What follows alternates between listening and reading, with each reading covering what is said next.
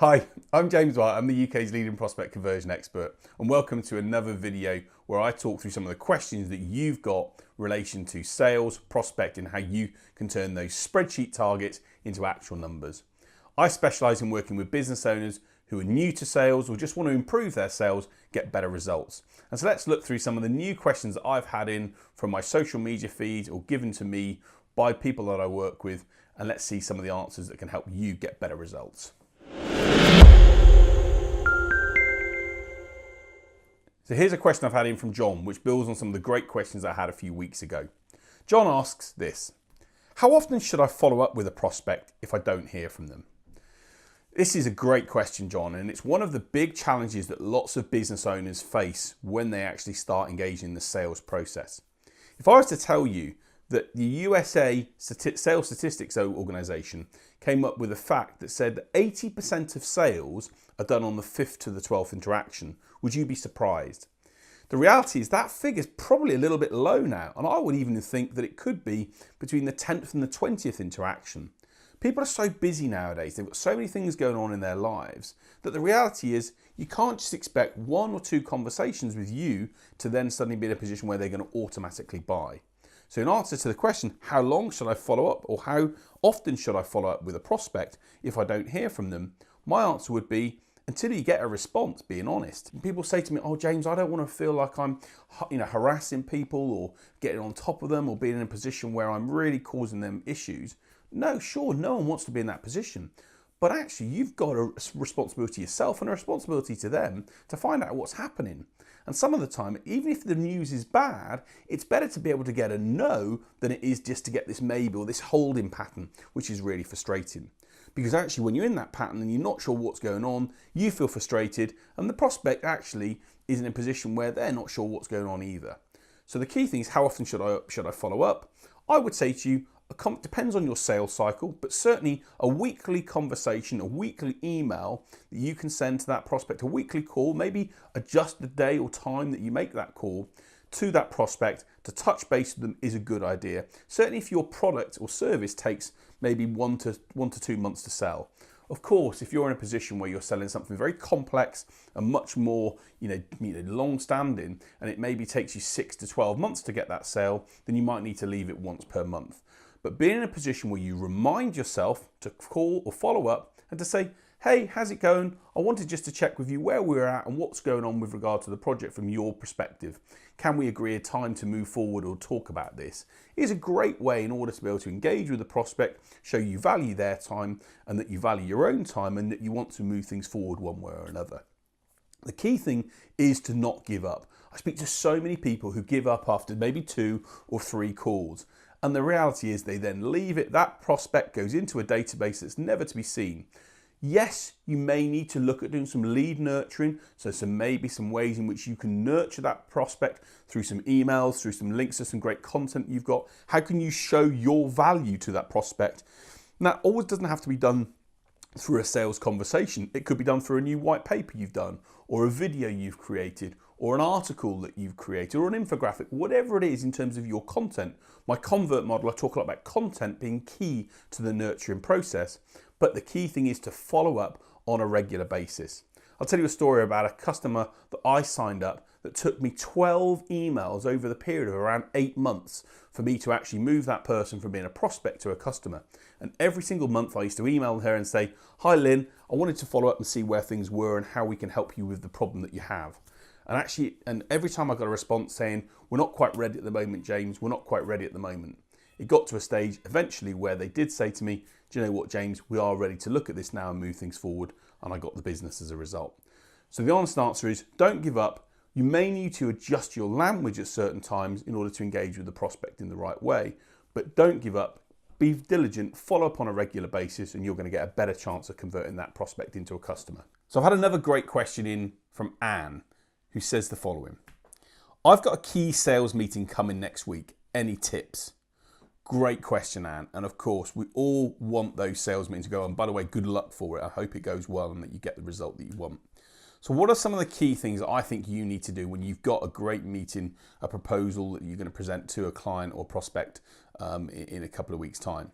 So the first thing I always say to people is confirm that the meeting's still going to go ahead. I think if you can make sure that you're clear with the prospect 1 week and then maybe 1 day beforehand just to check that the meeting is still going ahead, that you've got the right location. You don't want to be turning up and then finding that they're in one location that you're in another, or that there's no clear agenda for the meeting is key. What it also does is show your prospect that you value your own time, you value their time, and that you're organised and look professional. So certainly I would say make sure you prepare, communicate with them and check that the meeting's still going to go ahead and actually is going to take place. So the second point I always talk to people a lot about in terms of when you're meeting with a prospect is about the punctuality that you have and being there, not too early, but not ideally late unless you can help it. So I get really frustrated. I used to have people that come to see me at a meeting at 10 o'clock that would turn up at 9:30. And actually that puts me on edge. Why? Because I'm making effective use of my time and I've got another 15 to 20 minutes of things that I'm going to do. And it just makes me feel that someone's waiting in reception and I just don't then do the best work that I want to do with that time. So being too early, I think, can be as much danger as actually being too late. Obviously, no one wants to turn up at a first client meeting and be late. That's the worst thing we know about. But it does happen. Traffic, whatever reason, things break down. There are sometimes circumstances out of your control. So the key thing to make sure you do is take the contact number of the prospect or their office, and if you are going to be late, ring up maybe 15, 20 minutes ahead of that timescale and say, something's happened, I'm going to be slightly late. Not only does it again make the prospect realise that you value their time, but it makes you look organised, it makes you look professional, and it's basic common courtesy to let someone know if you're going to be late. If a prospect turned up at my doorstep who was 15 to 20 minutes late for a meeting and that hadn't phoned in, I'd pretty much think, do I really want to speak to this person? So you've got to make sure you do the same thing. Be courteous, be polite, be engaging, but be in a position where you're there ahead of good time. And if you can't be there on good time, then actually make sure you let people know. So one of the other key things that is when you engage with a new prospect for the first time is you want to look good and you want to smell good. The key engagements that you get with a prospect and the first reaction they have with you will actually determine a lot about how they feel about you as a person. And if you come in and maybe you're not great, looking great, maybe you've got stains on your clothes or maybe you're smelling from maybe the night before, it's not going to have the desired impact you want with a prospect. But if you look good, you feel good, and actually you smile and present yourself in an effective manner, it's going to work really well. And the other key thing I talk to people around when you engage with meeting people for the first time is try and build that small talk. Try and build some initial rapport with them that enables you to engage them. Some people are difficult. Some people don't want to give anything away. They know you're there to try and sell something to them, so they don't necessarily want to engage with you. But just try and be friendly, try and be helpful. Ask them a little about, where do they live locally, or have they travelled far, or how do they feel about the weather today, or be in a position where when you're meeting with someone, try and build that small talk. That first time when the prospect engages with you is key. And if you smile, be positive, be confident, and actually just be the lovely, nice person that you are, you're going to stand a far better chance of actually getting them on your side when you come down to the serious conversation that you're going to have within the meeting. The other final thing I say to people is within your meeting, let them do the talking. Identify with them the problems and challenges that they're facing and ask questions, being able to identify the issues that they're trying to solve, where they're going, what's the plan, what do they want to achieve, and really let them drive things, but with you asking the right questions. In my driver model, I talk a lot about investigating, and the key first meeting within a prospect conversation is investigating them and what's going on. Yes, of course, if they ask you to share details around your company and what you do and present to them, then have something prepared ready to do that. But don't just go into the meeting and suddenly open up your laptop and spiel out a whole load of text and words around what it is you do without finding out what the prospect's really looking for and the challenges they face. Doing that, and it's going to put people off and it's going to make the prospect think, I just want to get out of this meeting. So that is reasons why I think you can use your sales meeting with a prospect for the first time to get the right results. And Anne, I hope it's going to go well. I'm sure it will do. If you take these tips on board, I'm sure you're going to get a brilliant result. So my final question this week has come from Paul. And again, this is a question I get a lot from people that want to succeed, but it's a key thing in terms of how to succeed. I'm going to give you a great answer when you hear the question. James, I put myself under pressure at the end of each month with sales targets. How can I avoid this? This is the age-old issue for business and salespeople. And the first thing I say to people is, congratulations, Paul, that you've actually got a sales target in the first place.